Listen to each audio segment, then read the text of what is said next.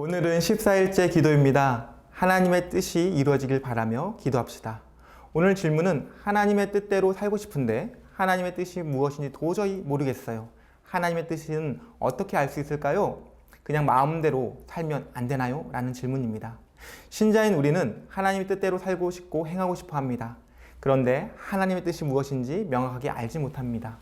그렇다면 우리는 어떻게 해야 하나님의 뜻대로 살고 뜻대로 알 수 있을까요? 말씀을 통해서 알아봅시다. 먼저 하나님의 뜻은 명료하게 보이지 않는다는 것을 알아야 합니다. 우리는 종종 선택의 순간에 하나님의 뜻이 이것 아니면 저것 중에 하나일 것이라고 생각해서 그 선택지 중에 하나님의 뜻이 무엇인지 알고 싶어 합니다. 그런데 하나님의 뜻은 선택지 중에 하나가 아닙니다. 왜일까요? 유한한 인간에게는 미래를 보는 것이 허락되어 있지 않기 때문입니다. 그것은 온전히 하나님의 영역입니다.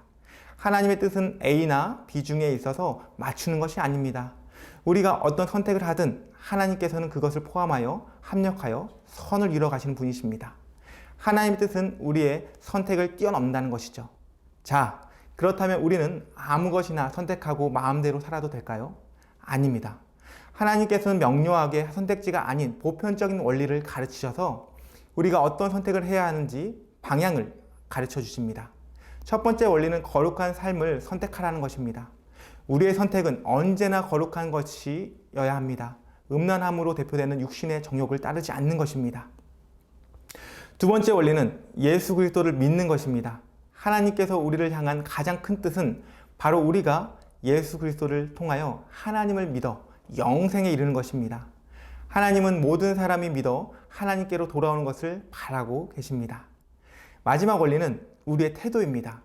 어떤 상황에서도 항상 기뻐하고 모든 일을 하나님께 맡기고 기도하며 어떤 결과이든지 하나님께서 주셨음을 인정하며 감사하는 것, 이것이 하나님께서 우리의 일상 속에서 가지시길 원하는 뜻입니다. 자, 어떤가요? 하나님의 뜻을 조금 알 것 같나요? 우리는 하나님의 뜻이 알려져 있음에도 불구하고 종종 하나님의 뜻을 점쳐보려고 합니다. 하나님께서는 우리에게 필요하다면 언제든지 분명한 하나님의 뜻을 보이실 것입니다.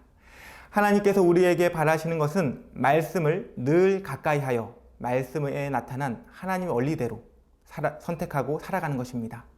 하나님의 뜻을 잘 알지 못하기 때문에 더욱더 말씀을 가까이 하고 하나님의 뜻을 알기 위해 애쓰는 것이 하나님이 보시기에 좋은 것이고 하나님의 뜻대로 살아가는 삶입니다. 자, 이제 하나님의 뜻대로 살아가고 선택하겠다고 다짐하며 교제의 기도문을 적으며 기도해 봅시다. 이 기도는 우리의 삶을 하나님의 뜻대로 살도록 이끌어 줄 것입니다.